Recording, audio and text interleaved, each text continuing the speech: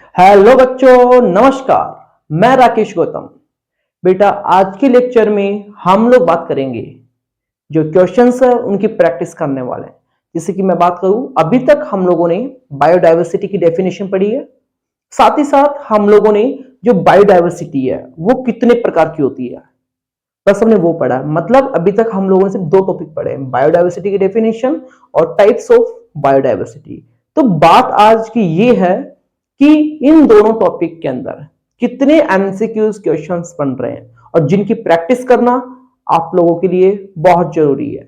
क्यों? क्योंकि आप लोग नीट की तैयारी कर रहे हो, ठीक है, और नीट की तैयारी के अंदर एमसीक्यूज क्वेश्चंस ही आते हैं। तो आज मैं आप लोगों को दोनों टॉपिक्स में से कितने एमसीक्यूज टाइप के क्वेश्चंस बन रहे हैं, आज मैं उनकी आपको यहां पर प्रैक्टिस करवाऊंगा। लगभग अभी मैं आप लोगों के लिए टोटल 4 क्वेश्चंस लेके आया हूं दो टॉपिक्स में से।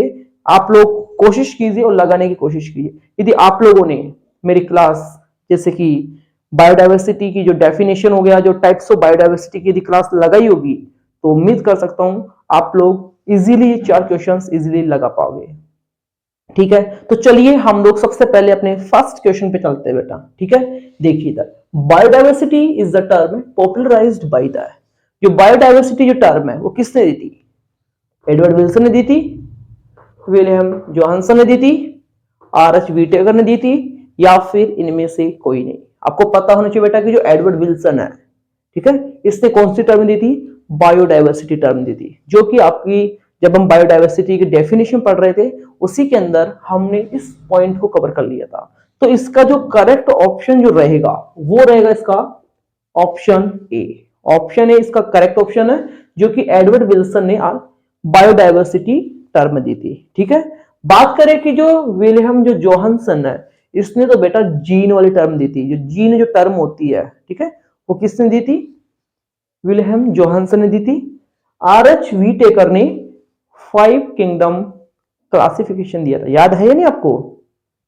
आर.एच. व्हिटेकर ने 5 किंगडम क्लासिफिकेशन दिया था। ठीक है, तो बात करें कि इसका करेक्ट ऑप्शन क्या रहेगा? ऑप्शन ए रहेगा।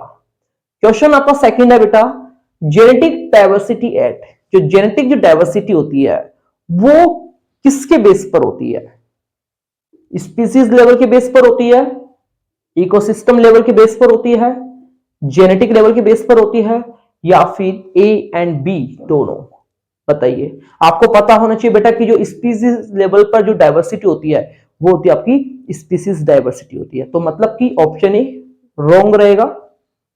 इकोसिस्टम लेवल पर जो डाइवर्सिटी होती है वो कौन सी रहेगी? इकोलॉजिकल डाइवर्सिटी होती है। बताया था नहीं बताया था?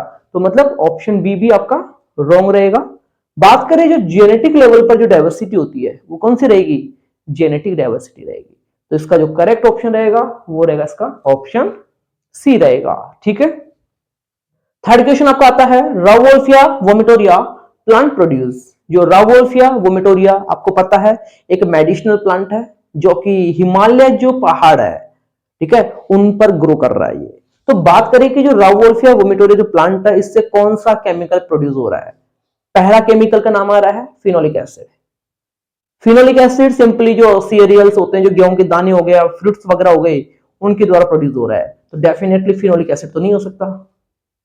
ठीक है, बात करें कैनाबिनॉइड्स।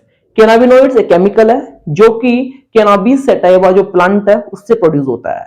ठीक है, तो मतलब कि कैनाबिनॉइड्स भी नहीं आएगा। बात करें मॉर्फिन। मॉर्फिन आपका जो पॉपी प्लांट जिससे आप लोग पेपेवर्स सोमिनिफेरम कहते हो, ठीक है, तो पेपेवर्स सोमिनिफेरम मॉर्फिन केमिकल प्रोड्यूस कर रहा है। तो मतलब कि ऑप्शन सी भी नहीं होगा। तो करेक्ट ऑप्शन कौन सा आ सकता है? रेसरपाइन।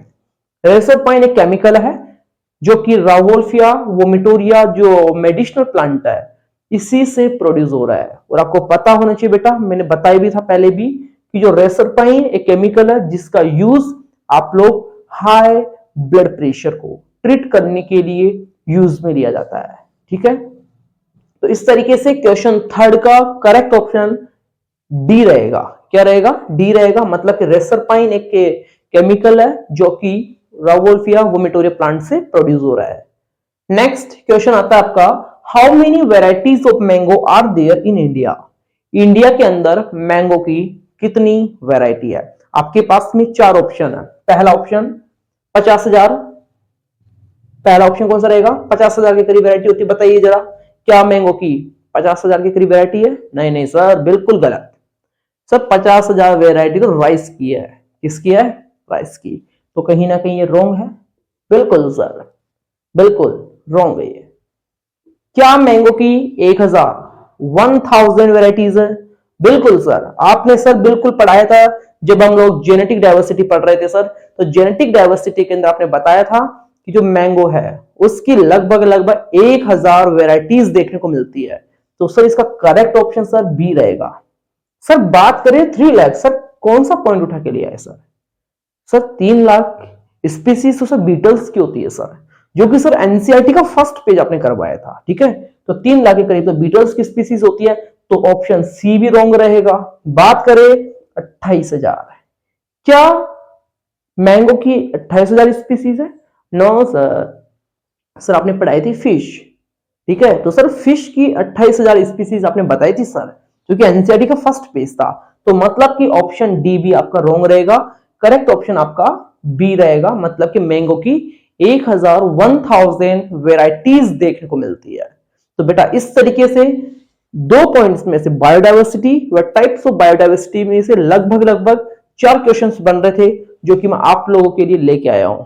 उम्मीद करता हूं यदि आप लोगों ने दोनों लेक्चर बढ़िया तरीके से लगाए होंगे तो डेफिनेटली आपने 4 क्वेश्चंस बहुत ही आसानी से लगा लिए होंगे। ठीक है बेटा, अब मैं आपके लिए वापस से एक नया कंटेंट लेके आऊंगा, एक नया टॉपिक लेके आऊंगा।